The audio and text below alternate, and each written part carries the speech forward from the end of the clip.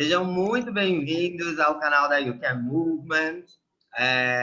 Para quem não me conhece, eu sou Júnior Rodrigues, eu sou o criador e fundador desse movimento e agora estou à frente da gestão de todos os projetos que estão acontecendo dentro da You Can.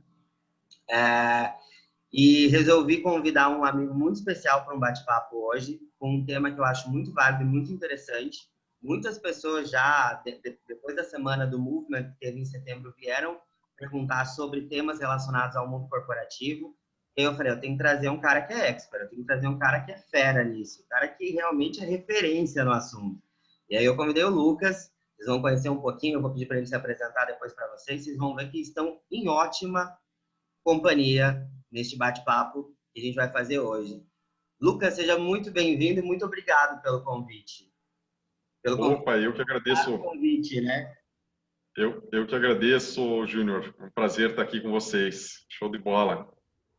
Legal. Nossa, muito obrigado mesmo. É realmente assim um prazer, né? Somos aí parceiros de algumas tantas facilitações, né? Tanto em Curitiba e Porto Alegre, né? Ambos facilitadores do curso de liderança pela Fundação Estudar. E quando eu te convidei, eu falei, eu acho que tem que ser um tema que eu acho que desperte o interesse da galera que vai estar assistindo.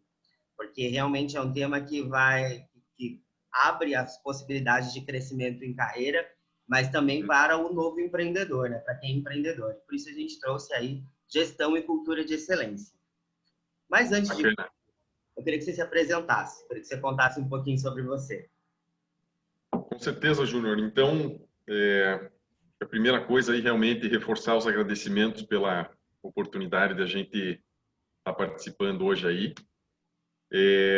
Vou contar uma parte da minha trajetória, talvez aí aquilo que é mais relevante para quem está ouvindo, para quem está interessado nesses temas de liderança, de gestão. Eu venho de uma família com boa estrutura, então me sinto uma pessoa muito privilegiada desde o início da minha história. Tive pai e mãe em casa, algo que não é muito comum para bastante gente. Tinha boa estrutura, pude estudar em boas escolas. E com 17 anos passei num curso de engenharia pesado, um curso de engenharia mecânica na Universidade Tecnológica Federal, né? E tive sempre boas notas na faculdade. E na época em que eu estava cursando engenharia, existia aquele programa do Ciências Sem Fronteiras. E um programa com bolsas aí para as pessoas estudarem em várias universidades no mundo inteiro. E eu me inscrevi para algumas faculdades, dentre elas algumas das Ivy Leagues.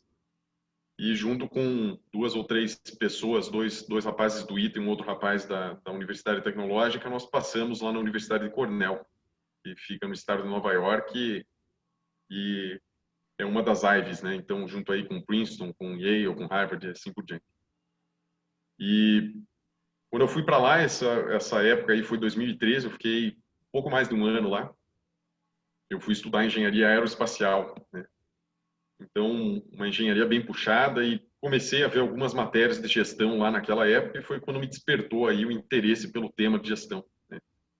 E o meu primeiro emprego foi na área de gestão, na área de gerenciamento de projetos. Eu fui trabalhar com a engenharia de projetos num acelerador de partículas lá, que fica no complexo da universidade. A gente fazia algumas pesquisas para o Departamento de Defesa norte-americano e eu fazia parte de gerenciamento de projetos de construção de alguns maquinários, de algumas coisas nesse sentido. E daí, quando eu voltei para o Brasil, eu prestei o processo seletivo da Falcone, já tinha essa paixão grande aí pelo tema de gestão, e fiz o processo da Falcone. Na época era um processo rigoroso, cerca de 500 candidatos por vaga, aproximadamente. Era o processo de trainee, né? Então, nós entrávamos lá como BA, como Business Analyst, e depois, né, ia subindo na trajetória. E sempre o que ficou na minha mente foi a questão de existir uma diferença enorme na forma como a educação era feita aqui no Brasil, o ensino superior era feito aqui no Brasil, e as oportunidades que eram dadas para os americanos, para as pessoas que conseguiam, de alguma forma, ser bons estudantes lá nos Estados Unidos. E existia uma diferença aí de acesso à informação, de acesso à qualidade muito grande. E nessa época que eu entrei na Falcone, aquilo ficou muito claro para mim, porque grande parte da base do conhecimento que eu usava no meu dia a dia como consultor em gestão vinha lá de Cornell e não tinha vindo da minha faculdade aqui. E eu tinha tirado proveito da minha faculdade aqui, tinha me formado em primeiro lugar, tinha levado a coisa a sério. Só que a questão era estrutural na forma como a educação era feita. E com o tempo, eu depois fui para uma multinacional, fiz a gestão de trainees, de engenheiros, de técnicos, assim por diante, e tive a oportunidade de treinar um número grande de trainees, né, tanto aqui no Brasil, na Colômbia, em alguns países aí da América Latina. E realmente essa ânsia por trabalhar com educação foi crescendo. E em janeiro de 2019 eu decidi começar a Ivy Room. Né? E o que é a Ivy Room? A Ivy Room é um embrião de uma universidade Ivy League aqui no Brasil. Então nós estamos começando aí com uma escola de gestão muito séria, realmente aí muito bem estruturada já há cerca de 2 anos. Já foram aí cerca de 105, 110 clientes atendidos até hoje. E temos colhido aí bons resultados. Já trabalhamos com clientes na área de logística, construção civil, na própria consultoria, já colocamos gente dentro da McKinsey, já colocamos pessoas que foram para a Falcone. Então, temos contribuído aí para o crescimento do jovem e muito com apoio aí da Fundação Estudar, da rede, né, um relacionamento muito próximo. Eu brinco que são instituições primas, pelo menos, se não forem irmãs. E o nosso intuito é trazer o conhecimento em gestão para o nosso país, por meio da metodologia das universidades Ivy League, trazer aí a metodologia dos estudos de caso, dar acesso à melhor educação do mundo, né, para o nosso jovem, para democratizar a educação com a melhor qualidade possível para o nosso jovem aqui no Brasil. Então, o intuito é esse.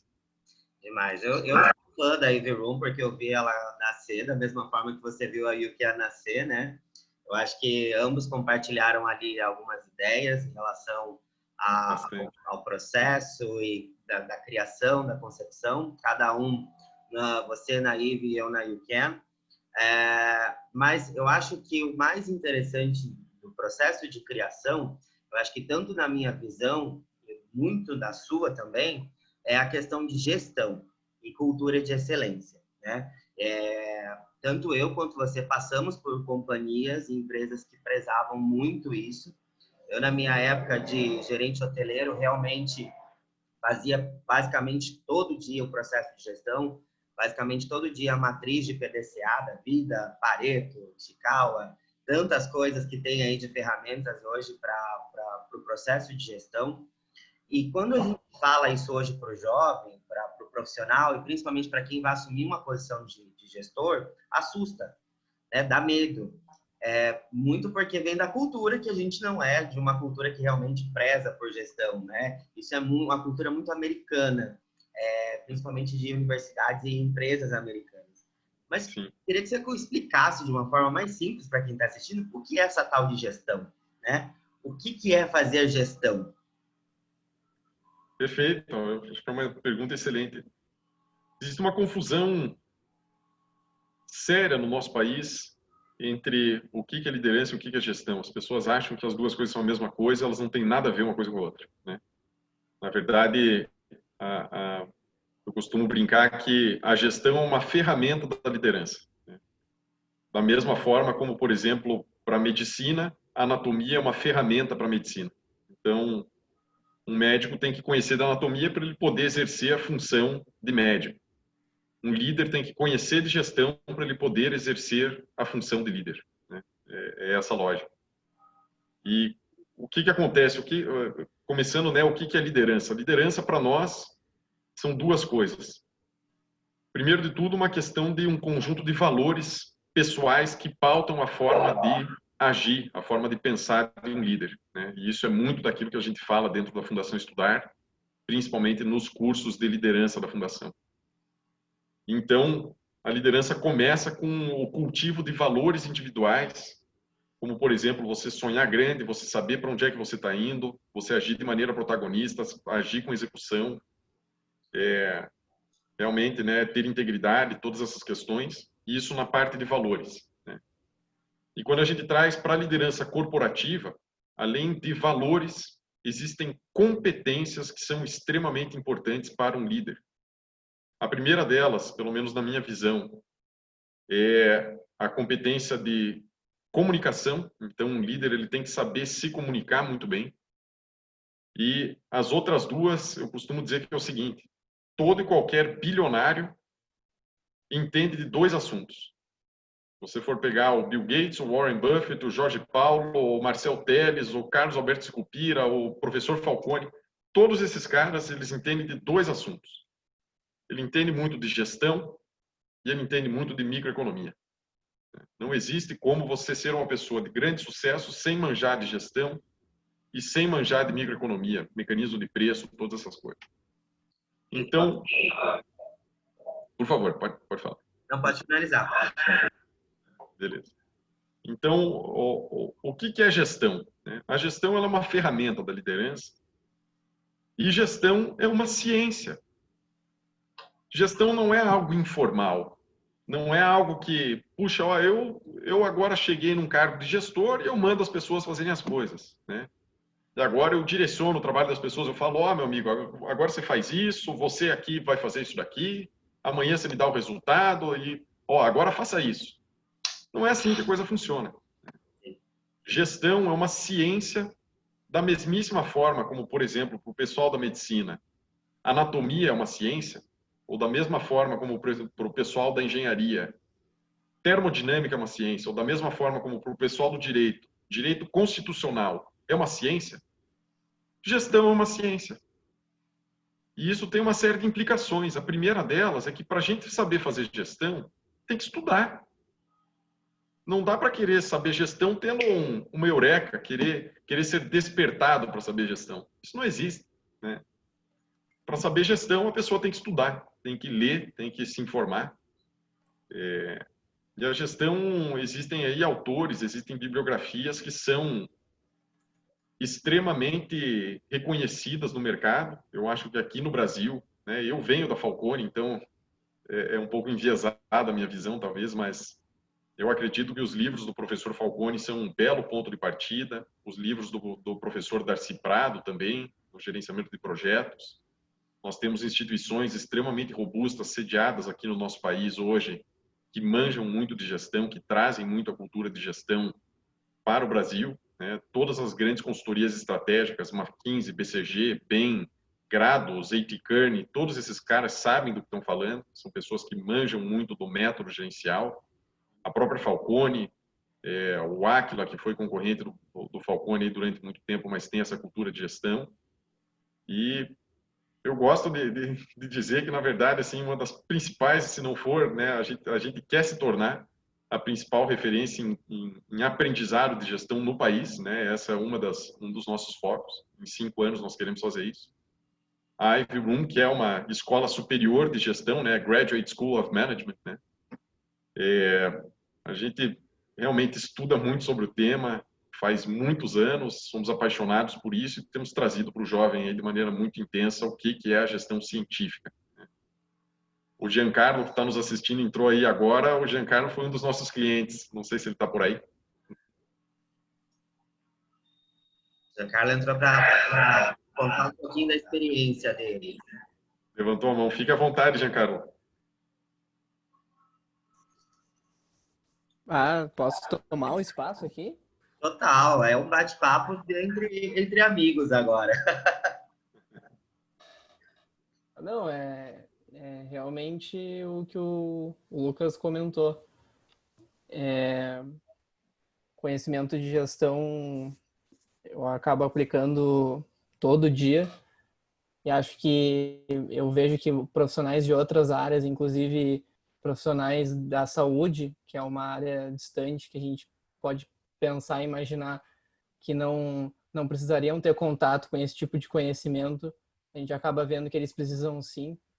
Hoje já tem movimentos no mercado e pessoas, médicos, nutricionistas que estão visualizando não, sentindo essa necessidade.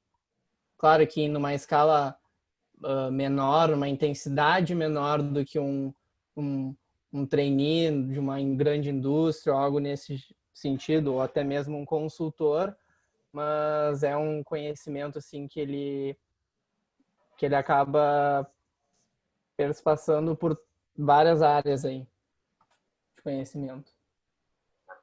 O Giancarlo foi nosso cliente há algum tempo e foi um dos nossos clientes de destaque aqui da Ivy Room. Então, para cerca de 5 a 10% dos clientes existe um reconhecimento formal da nossa instituição.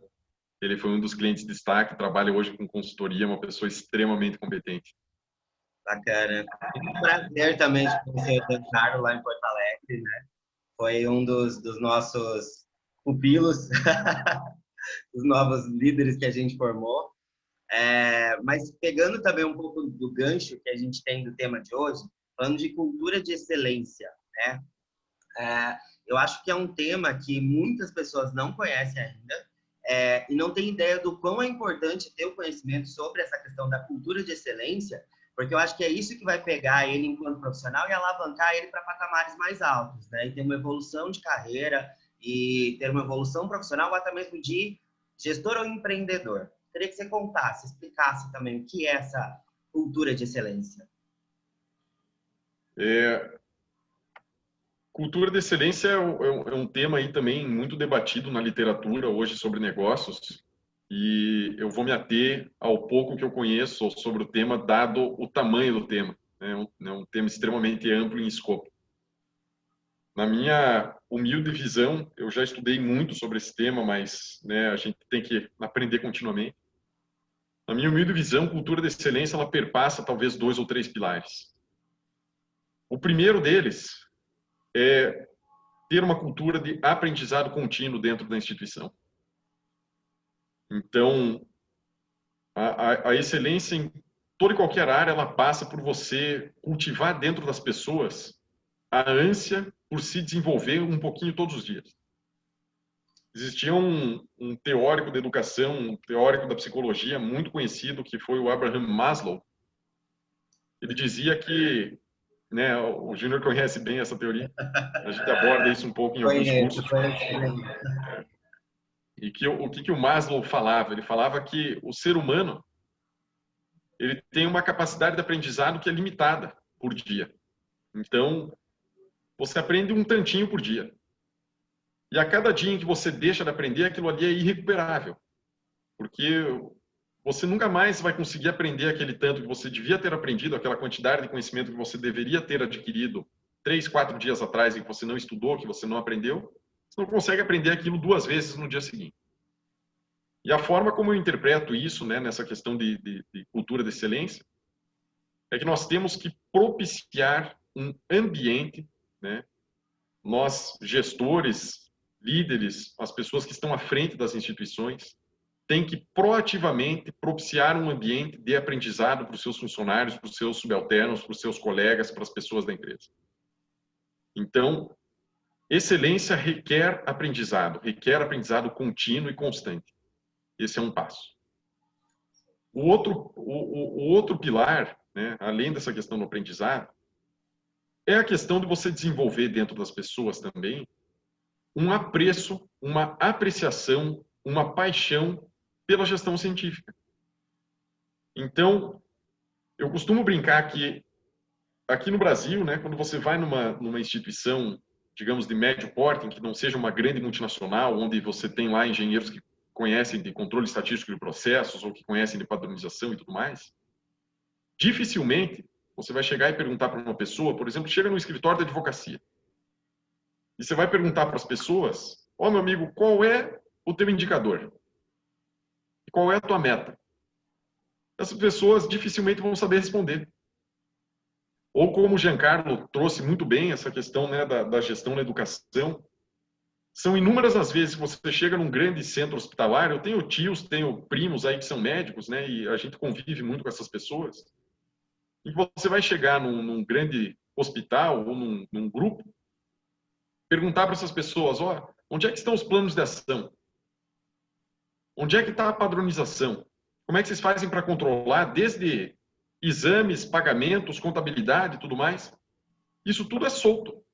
né? Você tem um contador que é extrínseco à empresa, toda a parte financeira, não existem indicadores financeiros, não existem padrões, não existem fluxogramas, procedimentos operacionais, assim por diante. Então, cultura de excelência passa por você fazer o trabalho da forma como tem que ser feito. O que isso quer dizer? Exige disciplina, exige conhecimento, exige gestão científica. Não é à toa que a Toyota é a Toyota, que a General Motors é a General Motors, né? Que a GE é a GE. Não é à toa que os Estados Unidos, hoje, a média da produtividade do norte-americano é 5 vezes a do brasileiro. E isso que essa produtividade já caiu um pouco nesses últimos anos, porque há pouco tempo era ainda maior, né? Por questões culturais. Isso tudo está atrelado a levar o trabalho a sério, né? A levar com ciência, a levar com gestão científica. Esse é o segundo pilar. E o terceiro pilar, olha, contrate devagar e demita rápido. É pessoas. Por melhor que seja a tua instituição em termos de estrutura para propiciar para as pessoas aprendizado contínuo, e por melhor que seja o teu patamar de gestão, meu amigo, empresa igual pessoas. Não tem jeito. Eu costumo dizer que o maior privilégio que nós temos aqui na Ivy Room é que nós estamos cercados de pessoas excelentes. Os nossos clientes são pessoas que buscam constantemente se desenvolver. Eu acho que realmente nós aprendemos mais com os nossos clientes do que eles com a gente, né? O Giancarlo, acho que é prova disso. Eu aprendi muito com esse rapaz, um profissional muito, muito bacana, muito bom mesmo. E isso é verdade com uma série de outros profissionais, de outros clientes que passaram por aqui, né? Como eu falei, hoje são 105, 110 pessoas que passaram pela Ivy Room. E essa questão de pessoas é chave para nós. Foi chave desde o dia zero e continua sendo chave. Eu acho que né, o Júnior conhece um pouco da nossa história, já esteve aqui no escritório algumas vezes, e sabe o valor que nós damos para as pessoas, né, para os nossos clientes, para os nossos colegas, para o nosso board. Nós temos pessoas aí, temos 2 conselheiros, digamos assim, pessoas que estão próximas de nós sempre, né, com 40, 50 anos de indústria, pessoas mais velhas, né, que já passaram por muita coisa, grandes multinacionais lá nos Estados Unidos, aqui no Brasil, enfim. E nós somos extremamente gratos por isso, gratos a vocês, né? São pessoas que constroem a nossa história. Então, né, cultura de excelência é isso. É aprendizado contínuo, muita gestão científica para pautar o dia a dia das empresas e gente. Tem que ter gente, você tem que trazer para a tua empresa, você tem que trazer para a tua instituição as melhores pessoas. Isso é uma preocupação que nós temos aqui na Ivy Room 100% do tempo, todos os dias. Nosso processo seletivo, né, os nossos clientes, nós temos uma demanda muito forte pelo nosso serviço. E muitas vezes aí que, às vezes a gente abre uma divulgação, num dia vem 45 pessoas, né? E isso nos impôs a necessidade de criar um processo seletivo rigoroso, né? Então, hoje a gente tem esse privilégio de poder filtrar as pessoas que estão aqui conosco. E isso faz toda a diferença, porque gente boa puxa gente boa e a coisa vai se desenvolvendo naturalmente. Então, esses 3 pilares aí são aquilo que eu julgo ser a cultura de excelência, Júnior. Não sei se eu falei muita bobagem aqui. Não, perfeito, perfeito. E eu acho que quando a gente fala de cultura de excelência e fala de dados científicos, são coisas que hoje as empresas, a grande maioria, não sabe trabalhar, infelizmente, né? E falar de dados científicos é realmente ter métricas, KPIs para se basear. E um dos pontos que você falou me lembrou muito da minha época, porque eu passei por culturas que foram desenhadas em cima da metodologia Falcone, né? Então, quando eu fui BHG, gestor dentro da BHG, eu tinha que rodar muito PDCA ali, muito Pareto, para poder entender quais eram as reais necessidades, quais eram as minha matriz, né, de problema, mas eu tinha que traduzir para uma comunicação top-down de uma forma muito clara para toda a base de funcionários, né? Então, eu não tinha apenas uma base de funcionários que eu poderia falar de um vocabulário ok, mas eu tinha uma base que não ia entender. Então, isso que você trouxe de trazer a empresa, a comunicação muito clara dentro da empresa para que todos os funcionários entendam o que é a cultura de excelência, desde o gestor até o pessoal lá de limpeza, de cozinha, da onde for, que é mais o chão de fábrica, é essencial. E principalmente esses que estão lá no down mesmo, lá embaixo, no chão de fábrica, porque são eles que movem a grande produção de tudo. É uma força motriz, mas a grande maioria, quem está lá embaixo, que realmente precisa, é mais carente desse tipo de informação, por N motivos de motivação, de inspiração, de vontade, de querer fazer. E você trouxe a Toyota, que trabalha muito bem isso. Eu sou muito fã da Toyota em termos de gestão nesse formato. É uma comunicação incrível, né? E é muito clara, e todo mundo entende exatamente o que é cada parte da fábrica, o que cada um está fazendo, qual que é a importância daquele trabalho e por que ele está ali, o quão importante é aquele funcionário para a empresa. Excelente tua tradução, adorei a forma que você trouxe, ficou muito clara, acho que de uma forma muito limpa para as pessoas entenderem. Mas falando um pouco da mistura, né? Gestão, cultura de excelência, no cenário atual brasileiro, né? Tanto para o jovem quanto para o adulto. Eu falo jovem e adulto porque quem está na UCAN, a gente não traduz para jovem, traduzimos para pessoas. E eu acho muito legal porque a UCAN, ela tomou hoje uma forma que ela captou pessoas tanto jovens quanto adultos, quanto pessoas já mais sêniores, que querem realmente, que acreditam no movimento de inspirar, de criar novos protagonistas para o Brasil, mas que, ao mesmo tempo, também sofrem com essas indecisões. E eu vejo muitas pessoas de todas as partes do Brasil que estão na UCAN, de várias faixas etárias, vindo me dizer: eu estou num momento indeciso, eu estou num momento de transição, eu não sei o que eu faço, eu não sei o que eu vou buscar enquanto profissional, o que eu posso fazer para evoluir enquanto profissional. Eu acho que você, dentro da IVE, está fazendo isso de uma forma brilhante, com todo mundo que chega, e eu queria que você contasse, desse assim, dicas para essa galera que está assistindo, como se aperfeiçoar, como melhorar, como alavancar a sua carreira, o seu projeto ou até mesmo o seu empreendimento. Uma pergunta extremamente coerente, Júnior, e isso vale desde o jovem aí que está tentando escolher o que ele vai cursar no vestibular, até nós, às vezes com 30, 35, 40 anos. Isso é extremamente válido. Eu costumo dizer que nós falamos um pouquinho disso no início da conversa, mas eu vou adensar esse tópico, que é o seguinte: a liderança ela começa quando a gente sonha grande. Sonhar grande, na verdade, tem uma série de quesitos aí, o que é esse sonhar grande. Sonhar grande começa por você saber qual é o teu ponto B. Por você saber, ó, eu estou no ponto A, qual é o meu ponto B? Onde é que eu quero chegar? As pessoas normalmente gastam tempo, gastam esforço fazendo, por exemplo, né, eu vou trazer isso para a minha área, né, para engenharia ou para gestão. Vai fazer curso de Black Belt, vai fazer curso de Green Belt, vai fazer, vai aprender lá sobre Lean, Six Sigma, metodologia ágil, vai aprender sobre, enfim, temas aí da gestão que estão, hoje em dia, estão na moda, né? E que, enfim, tem a sua aplicação, tem o seu lugar. Controle estatístico de processos e tudo mais. As pessoas vão gastar tempo vendo esse tipo de coisa. E tá certo, né? Beleza. Isso tudo é conhecimento técnico. Agora, as pessoas não têm o hábito de se questionar o que faz sentido para elas no longo prazo, em termos pessoais, em termos profissionais, para a vida delas. E esse passo é extremamente importante. Não é à toa que a Fundação Estudar, por exemplo, que a gente convive muito lá dentro, que ela é o que é. E não é à toa que o Jorge Paulo, né, nós estamos falando do Jorge Paulo Lema, né, o empresário de maior sucesso no nosso país, lidera tudo isso daí. O principal ponto é o curso de liderança, o principal ponto é você se questionar. O que você quer no médio e longo prazo para a tua vida, em 5, 10, 20 anos. E por que disso? Porque ninguém conquista nada em 15 dias. Ninguém conquista nada em um mês. Nós temos que ter a maturidade de entender que, para liderar, primeiro, você tem que ter uma base muito sólida do que você quer fazer de diferença para a sociedade, do que faz sentido para você, para os talentos que você tem, para as coisas que você gosta de fazer, para aquilo que você sabe fazer, no longuíssimo prazo. Em 5, 10, 20 anos. Você tem que ter essa trajetória clara para daí você falar assim, ó, vem comigo. Então,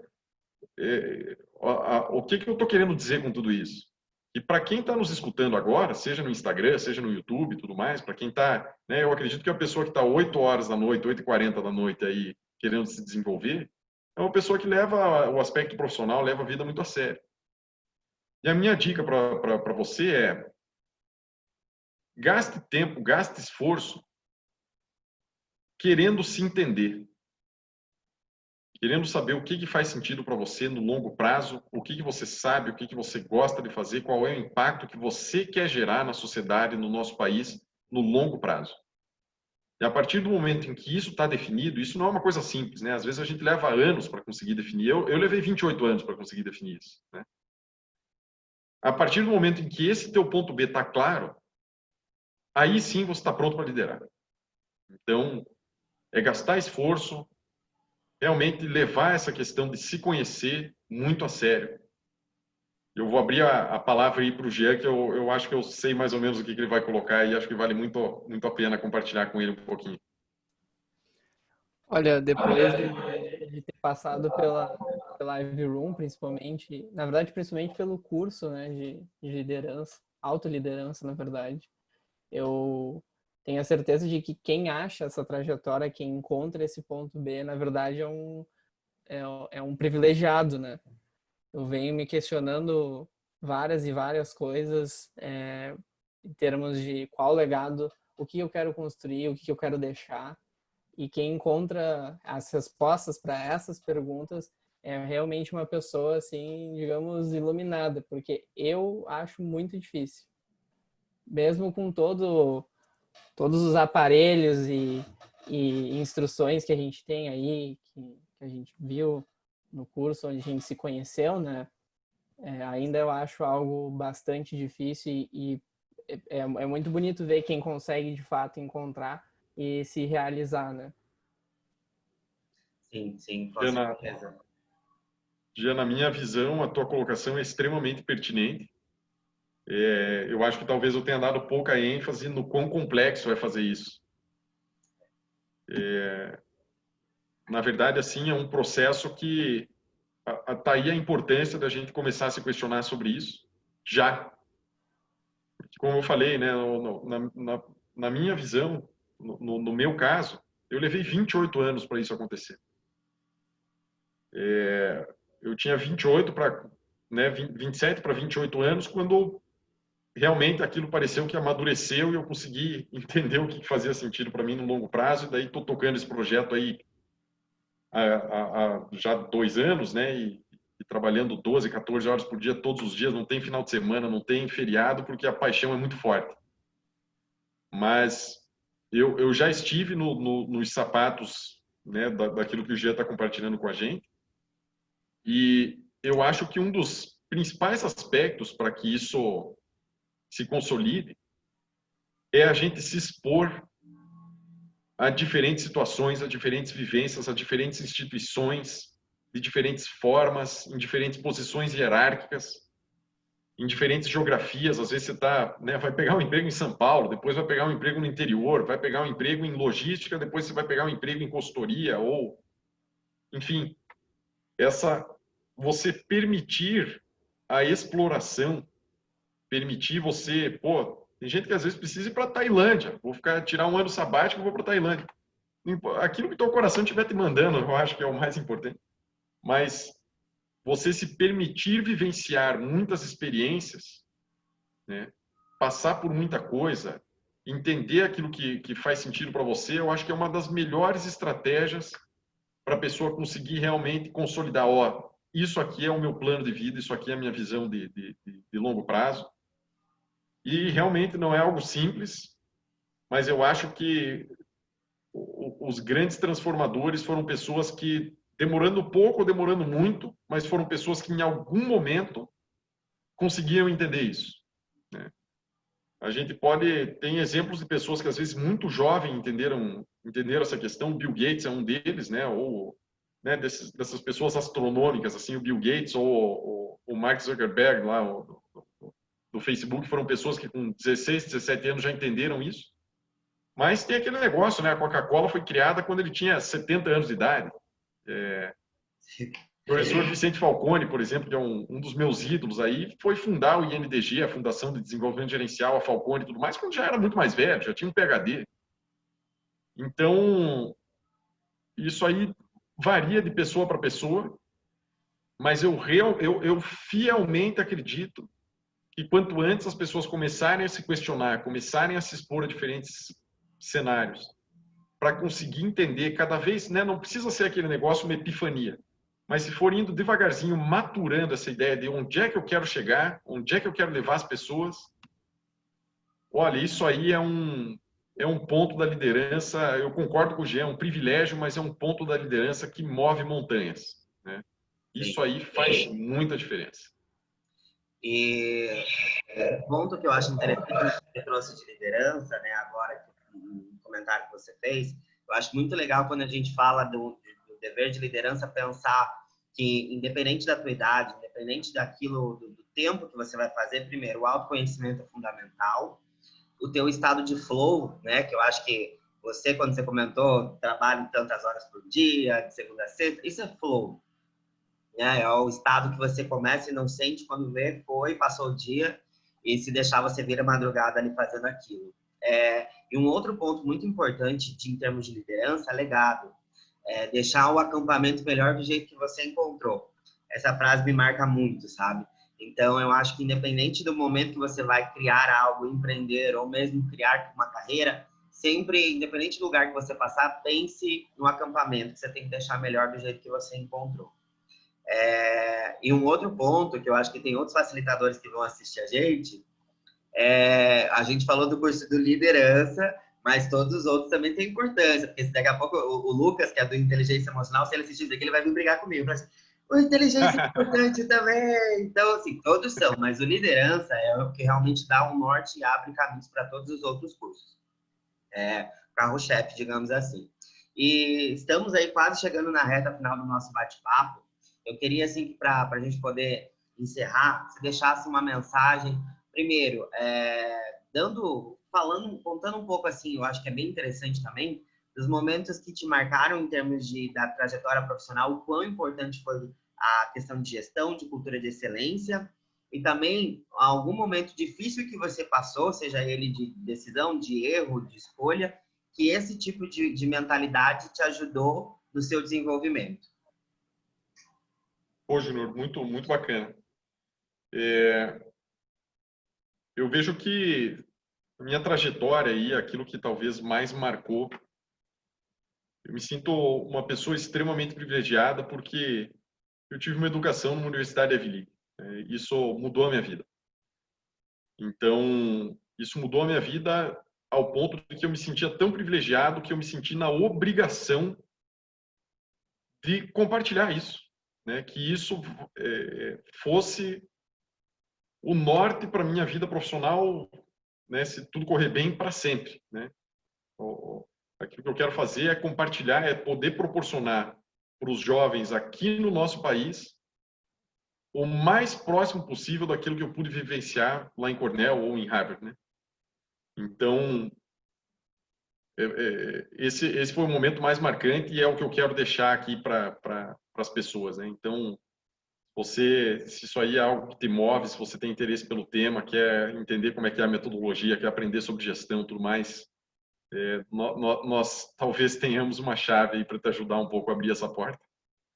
Então, deixa essa mensagem para o jovem, né? E deixa a mensagem de que esteja sempre, né? A gente falou sobre isso, acho que a conversa inteira, mas assim, você está acordado, você tem que estar aprendendo. Você está acordado, você tem que estar estudando, você tem que estar aprendendo, você tem que estar se desenvolvendo. Isso é fundamental. Tem uma frase que o Osiris Silva, que foi o fundador da Embraer, fala, é que as pessoas que vão se desenvolvendo pouco a pouco, né, rumo ao impossível, ele fala, né? Chega um momento que essas pessoas foram tão longe que é impossível você conseguir alcançá-las. Isso aí é essa questão do aprendizado contínuo. Então, resumo, né? Se eu posso deixar uma dica aqui para o jovem você está acordado, você tem que estar aprendendo. Essa mentalidade. E daí, a segunda pergunta que você fez, né, de quando é que a gestão transformou a minha forma de pensar e fez uma mudança radical na minha vida, foi entender, né, existem dois tipos de melhoria no sistema de gestão. Melhorias contínuas, que é, por exemplo, você tem uma fábrica de caneta que faz caneta azul, preta e amarela, você quer fazer agora caneta rosa. Isso é uma melhoria contínua, uma pequena diferença no teu processo. E existem as melhorias disruptivas. As melhorias disruptivas, elas têm como base teste de hipóteses. Que é você lançar o mínimo produto viável o mais rápido possível e aprender com aquilo ali. Né?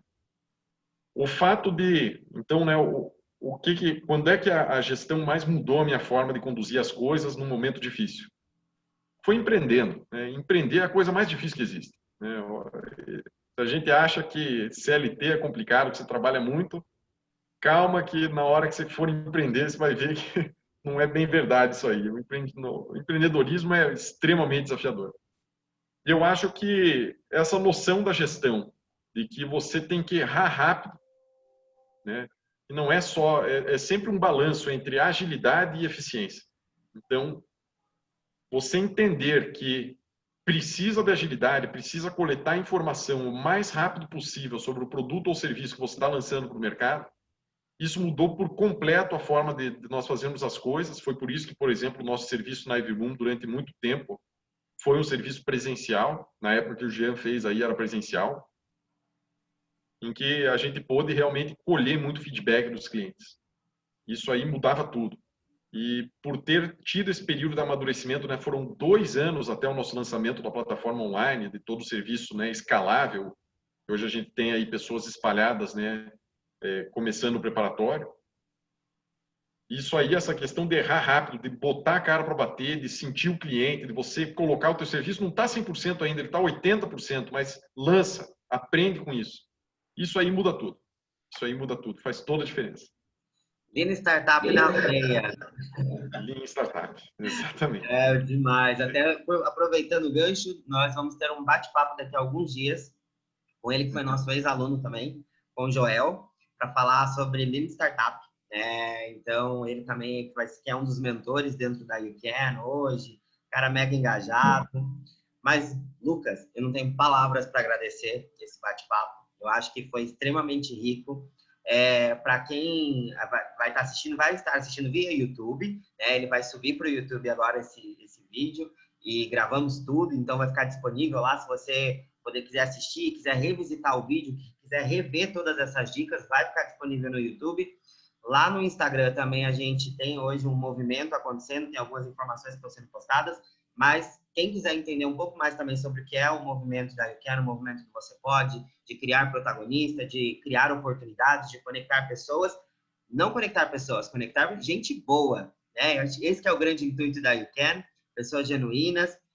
Você pode acompanhar tanto no YouTube quanto no Instagram e também no site da YouCan Movement e acompanhar todos os programas que estão acontecendo, acompanhar tudo que está dentro aí da rede hoje. E vem muita coisa bacana também por aí, tá? Quero agradecer demais, Lucas, a tua participação, a Ivy-Room. Eu vou depois, junto com o vídeo, colocar todas as infos da Ivy-Room, site, contatos. Vou colocar também lá no Instagram e fico extremamente honrado.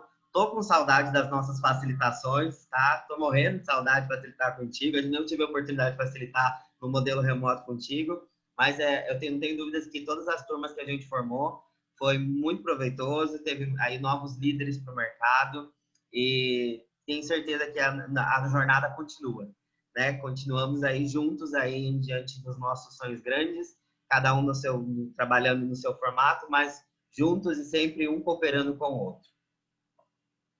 Muito obrigado, Júnior. A recíproca é verdadeira. Agradecer muito você pela oportunidade. Ao YouCan aí tenho acompanhado, né, não tão de perto, porque o meu tempo também é um pouquinho curto, mas tenho visto a evolução aí, tá de parabéns. Desejo todo sucesso. Agradecer, acho que o Jonathan tá aí também. Agradecer o Jean. O Jean é uma pessoa muito especial para nós aí, é um cliente, um amigo muito próximo. Agradecê-lo aí também pelo incentivo. E desejar sucesso a todos vocês aí, vamos caminhando juntos. Um forte abraço a todo o pessoal da Fundação Estudar aí também, um forte abraço, tamo junto, gente. Tamo junto, obrigado, gente. Tchau, tchau.